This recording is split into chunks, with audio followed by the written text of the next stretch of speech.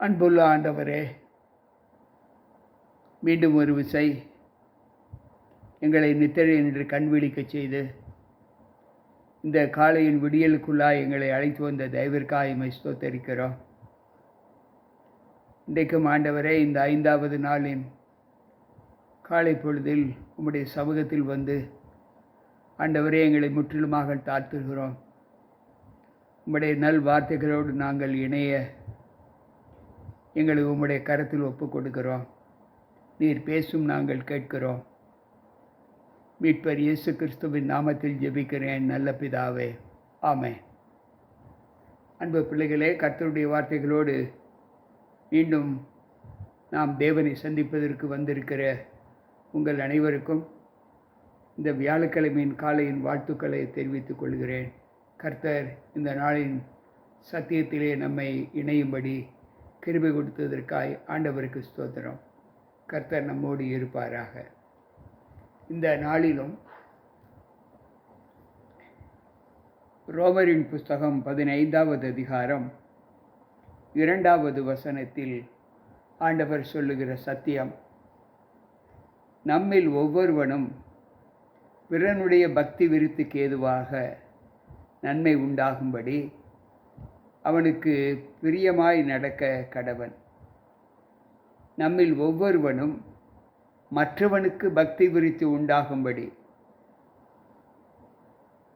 நாம் அதற்கேற்ற அன்பிலே அவனுக்கு பிரியமாய் நடக்க வேண்டும் என்று இங்கு ஆண்டவர் சொல்லுகிறார்.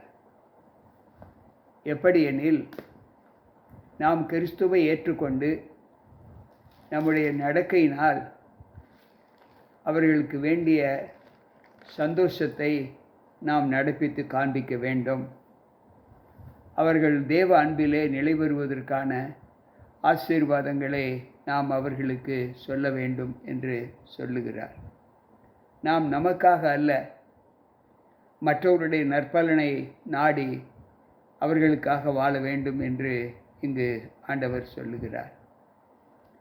1 கொரிந்தியர் 10வது அதிகாரத்திலே நாம் வாசிக்கும்போது 24வது வசனத்திலே ஆண்டவர் சொல்லுகிறார், தேவ வார்த்தைகளிலே நாம் களிப்பொழுகிற ஒரு அனுபவத்தை எப்படி பார்ப்பது. ஆண்டவர் சொல்லுகிற வார்த்தை 1 கொரிந்தியர் 10:24, ஒவ்வொருவனும் தன் சுய பிரயோஜனத்தை தேடாமல் பிறனுடைய பிரயோஜனத்தை தேட கடவன். நாம் ஆண்டவருக்குள் இருக்கிறோம். நம்முடைய வாழ்க்கை மற்றவர்களுக்கு சந்தோஷத்தை கொடுப்பதும் ஒரு சாட்சியின் அனுபவத்தை அவர்களுக்கு எடுத்து காண்பிக்கக்கூடிய ஒரு வாழ்க்கையாக இருக்க வேண்டும். நாம் நம்முடைய குடும்பம், நாம் நம்முடைய வீடு, நம்முடைய இணைஜன பந்து என்று இல்லாமல் மற்றவர்களுடைய தேவனை அறிந்து அவர்களும் நல்வாழ்க்கை வாழ்வதற்கான பிரயோஜனத்தை நாம் தேட வேண்டும் என்று இங்கு ஆண்டவர் சொல்லுகிறார். மேலும் பிலிப்பியர் 2வது அதிகாரம் 4வது வசனத்தை வாசிக்கும்போது, அவனவன் தன் சுய தனக்கானவைகளை அல்ல பிறனுக்கானவைகளை நோக்க கடவன் என்று சொல்லுகிறார். எனக்கு பிரியமான தேவ பிள்ளைகளே, நம்முடைய வாழ்க்கையில் நாம் தேவனோடு இசைந்திருக்கிற அந்த அனுபவங்களை எப்படி பார்ப்பது?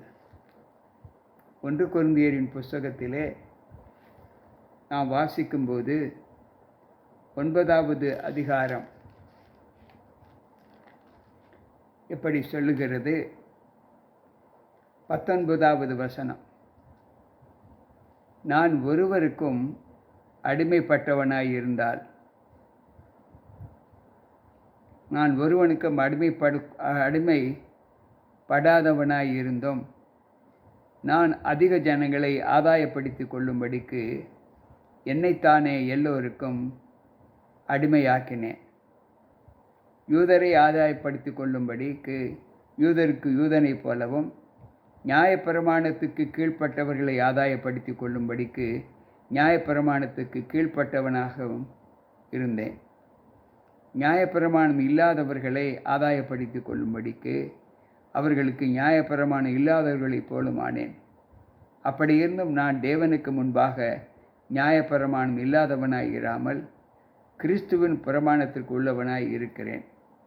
பலவீனரை ஆதாயப்படுத்தி கொள்ளும்படிக்கு பலவீனருக்கு பலவீனனைப் போலவும் எப்படியாகிலும் சிலரை ரட்சிக்கும்படிக்கு நான் எல்லாருக்கும் எல்லாமும் ஆனேன். அன்பு பிள்ளைகளே, இங்கு பவுல் சொல்லுகிறார், நான் சத்தியத்தில் இருந்தாலும் நான் மற்றவர்களை ஆதாயப்படுத்தி கொள்ளும்படி என்னுடைய பணியை நான் செய்கிறேன். நியாயப்பிரமாணத்தை குறித்து அறியாதவர்களை நான் சத்தியத்திற்குள் கொண்டு வருவதற்கு அவர்களைப் போலவே இருந்து என்னுடைய நடத்தை நிமித்தம் அவர்களை ஆண்டவருக்குள் அழைத்து வந்திருக்கிறேன். நான் நியாயப்பிரமாணம் இல்லாத மக்களுக்கு நான் ஆண்டவரிடத்தில் அவர்கள் சேரும்படி அவர்களுடைய செய்கைகளோடு நானும் என்னுடைய செய்கையை நான் செய்து ஆண்டவரை நம்பும்படி அவர்களை அழைத்து வந்திருக்கிறேன். என்னவென்றால், பலவீனருக்கும் பலவீனனைப் போலுமானேன். எப்படியாகிலும் சிலரை ரட்சிக்கும்படிக்கு நான் இவைகளை செய்தேன் என்று சொல்லுகிறார்.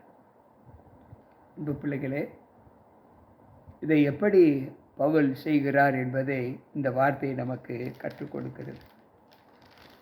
ஒவ்வொரு நாளும் தேவ அனுகூலத்தில் வாழ்கிற நம்மையிலே தேவன் பலத்த கிருபையை நமக்கு கொடுக்கிறார் என்றால் அந்த பலத்த கிருபை நம்மை எப்படி தாங்குகிறது?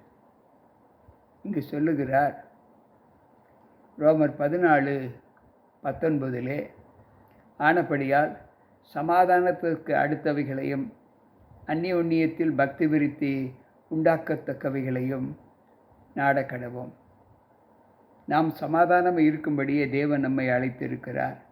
எனவே அந்த சமாதானத்துக்கு ஏற்ற வாழ்க்கையை நாம் வாழ்ந்து காண்பிக்க கர்த்தர் நமக்கு கொடுக்கிற அந்த தாளந்துகளிலே நாம் தேவனுக்கு பிரியமாய் இருக்கிற ஒரு அனுபவத்தை நாம் பார்க்க வேண்டும் என்று ஆண்டவர் சொல்லுகிறார். 1 கொரிந்தியர் 12:14 ஆண்டவர் சொல்லுகிற வார்த்தை என்னவென்றால், சரீரமும் ஒரே அவயவமாய் இராமல் அநேக அவயவங்களாய் இருக்கிறது. இந்த சரீரம் என்பது ஒரே உருவத்தை கொண்டது அல்ல. அதற்கு கிளைகளாக கைகள், கால்கள், மற்ற உறுப்புகள் எல்லாம் காணப்படுவது. எனவே இந்த சரீரம் ஆண்டவரால் நியமிக்கப்பட்ட உறுப்புகள், அவயவங்கள் தன் தன் பணிகளை செய்ய வேண்டும். அப்படி செய்தால் மட்டுமே இது முழு சரீரம் என்று சொல்லுகிறோம். கை இல்லாதவரை பார்த்து நொண்டி என்று சொல்லுகிறோம். கால் இல்லாதவனை பார்த்து நொண்டி என்று சொல்லுகிறோம். கை இல்லாதவனை பார்த்து கை இழந்தவன் என்று சொல்லுகிறோம். கண் இல்லாதவர்களை பார்த்து குருடர் என்று சொல்லுகிறோம். பேச முடியாதவர்களை பார்த்து ஊமையர்கள் என்று சொல்லுகிறோம்.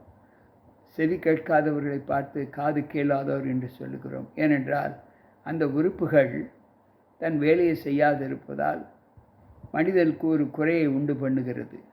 அதேபோல நம்முடைய வாழ்க்கையில் நம்மை சுற்றி இருக்கிற அவயவங்கள் எப்படி தன் பணிகளை செய்ய வேண்டுமோ அப்படிப்பட்ட பணிகளை செய்து நம்முடைய சரீரத்திற்கு மகிமை உண்டாகும்படி நாம் செய்ய வேண்டும் என்று ஆண்டவர் சொல்லுகிறார். மேலும் சிலர் சொல்லுவது, ஊழியம் செய்கின்ற பாதையில் போஜனத்தை குறித்து அநேகர் சொல்லுவதை நாம் கேட்டு இருக்கிறோம். இதை குறித்து ரோமர் 14:20 சொல்லுகிறது, போஜனத்து நிமித்தம் தேவனுடைய கிரியையை அழித்து போடாதே. எந்த பதார்த்தமும் சுத்தமுள்ளது தான். ஆனாலும் இடறலுக்கு ஏதுவாக இடறல் உண்டாக புசிக்கிறவனுக்கு அது தீமையாக இருக்கும். எந்த போஜனமும் பரிசுத்தம் உள்ளது தான். அதை இடறல் உண்டாக புசிக்கிறவனுக்கு அது தீமையாக இருக்கும் என்று சொல்லுகிறார். அன்பு பிள்ளைகளே, நம்முடைய வாழ்க்கையில் நாம் சற்று கற்றுக்கொள்ளக்கூடிய வழிமுறைகள் என்ன என்பதை நாம் யோசித்து பார்த்தால், 97வது சங்கீதம் 10வது வசனம் இப்படி சொல்லுகிறது, தேவனுக்கேற்ற கிருபைகளை நாம் தாங்கி நடக்கும்போது, அவருடைய வல்லமையுள்ள வார்த்தைகளிலே நாம் லயித்திருக்கும்போது நமக்கு கொடுக்கப்படுகிற சத்திய உணர்வுகள் என்ன என்பதை நாம் யோசித்து பார்ப்போம். 97வது சங்கீதம் 10வது வசனம் இப்படி சொல்லுகிறது: கர்த்தரில் அன்பு கூறுகிறவர்களே, தீமையை வெறுத்து விடுங்கள். அவர் தம்முடைய பரிசுத்தவான்களின் ஆத்துமாக்களை காப்பாற்றி துன்மார்க்கரின் கைக்கு அவர்களை தப்புவிக்கிறார். கர்த்தரில் அன்பு கூறுகிறவர்களே, தீமையை வெறுத்து விடுங்கள். ஏனென்றால் தம்முடைய பரிசுத்தவான்களின் ஆத்துமாக்களை அவர் காப்பாற்றி துன்மார்க்கரின் கைக்கு அவர்களை தப்புவிக்கிறார். இது ஆண்டவர் நமக்கு கொடுத்திருக்கிற கிருபை மாத்திரம் அல்ல. நாம் தேவ பணியில் ஈடுபடும்போது தேவனுக்கு உகந்த ஒரு ஊழியத்தை செய்வதற்கான பலத்தை நாம் பெற்றுக்கொள்கிறோம் என்று இந்த வார்த்தை நமக்கு கற்றுக் கொடுக்கிறது. எனவே எனக்கு பிரியமான தேவ பிள்ளைகளே, இன்றைக்கு நாம் நம்மை மட்டும் ரட்சிப்பின் பாதைகளை நடத்தவும், நம் குடும்பத்திற்காக மட்டும் நாம் ஜெபிப்போம் என்ற எண்ணம் நமக்குள் இல்லாதபடி, மற்ற மக்களும் ஆண்டவருடைய சத்தியத்தை ஏற்று ரட்சிப்பின் பாதைகளை நடப்பதற்கு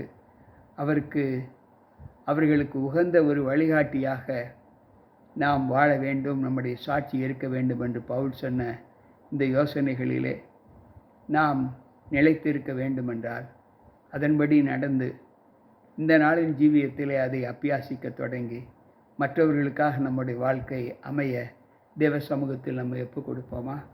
பாருங்கள், ஜெபிப்போம்.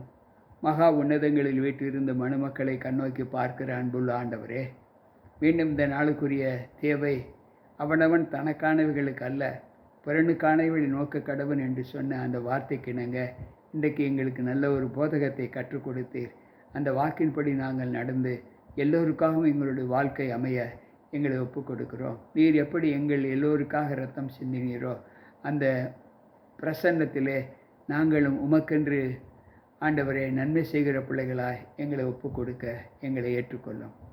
மீட்பர் இயேசு கிறிஸ்துவின் நாமத்தில் ஜெபிக்கிறேன் நல்ல பிதாவே, ஆமென். அன்பு பிள்ளைகளே, கேட்ட வார்த்தைகள் நிச்சயமாக நமக்கு விசுவாச பலனை கொடுக்கும் என்று கர்த்தருக்குள் நம்புகிறேன். கர்த்தர் நம்மோடு இருப்பாராக. மீண்டும் நாளை சந்திப்போம். உங்கள் போதகர் ஜி.கே. ராபர்ட். ஆமென்.